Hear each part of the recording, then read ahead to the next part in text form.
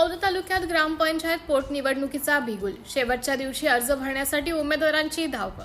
मौद तालुक्यात ग्रामपंचायत पोटनिवडणुकीचा बिगुल वाजला असून शेवटच्या दिवशी उमेदवारांनी नामनिर्देशन अर्ज भरण्यासाठी मोठी धावपळ केली.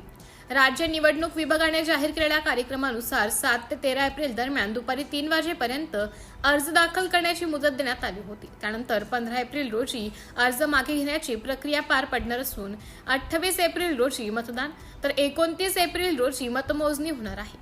तालुक्यातील 12 ग्रामपंचायतींपैकी काही ठिकाणी सरपंच व सदस्य पदांसाठी अर्ज दाखल झाले आहेत. नांदगाव आणि राजोरी या ग्रामपंचायतीमध्ये सरपंच पदासाठी अनुक्रमे 3 ते 4 अर्ज दाखल झाले आहेत. सदस्य पदासाठी एकूण 13 उमेदवारी अर्ज सादर केले आहेत. तर बाणोर, आष्टी, नवेगाव आणि महागाव या 3 ग्रामपंचायतींमध्ये एकही अर्ज दाखल झाला नसल्याचं चित्र आहे.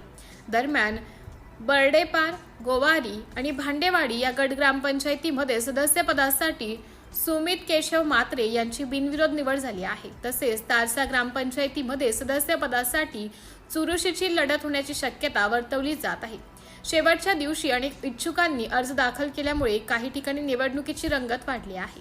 तर तारसा ग्रामपंचायत वार्ड क्रमांक 4 पोटनिवडणूक उमेदवार सचिन धनराज कमाले यांचा उमेदवारी नामांकन सादर करण्याकरिता ग्रामपंचायत तारसा उपसरपंच चंद्रशेखर गभणे, ग्रामपंचायत सदस्य शुभम गभणे, पल्लवी मोटघरे, संगीता डहाके, विजय पिसे, हरिचंद दुलारे, चंद्रभान येळणे, हेमराज पिसे, कृष्ण मोटघरे, सचिन लोहबरे, नितेश देशमुख, आदित्य हटवार, अक्षय ढोबळे उपस्थित होते. सिटी इंडिया न्यूज साठी जिल्हा उपसंपादक अनिल ढोलवार, नागपूर.